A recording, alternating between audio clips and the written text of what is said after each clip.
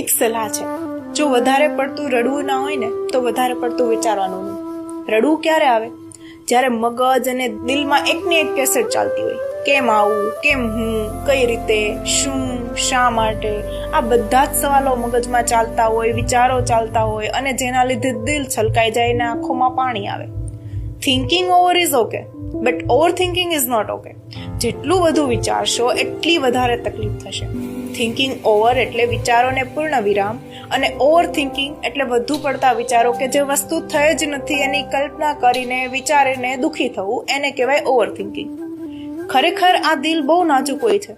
ઘણી વાર વાત બહુ જ નાની હોય, પણ આ કુમળું હૃદય વધુ પડતા વિચારોમાં ડૂબી જાય ને પછી આંખને શું, આખી રાત ભીનું ભીનું રહેવાનું. ક્યારે વિચાર્યું કે આ બધા વિચારો અડધી રાત્રે જ કેમ આવે? કારણ કે તમે ત્યારે તમારી જાત સાથે એકલા હોવ છો, શાંત વાતાવરણમાં મન સાથે વાતો કરતા હોવ છો ને આખા દિવસનું પુનરાવર્તન પણ ત્યારે જ થતું હોય.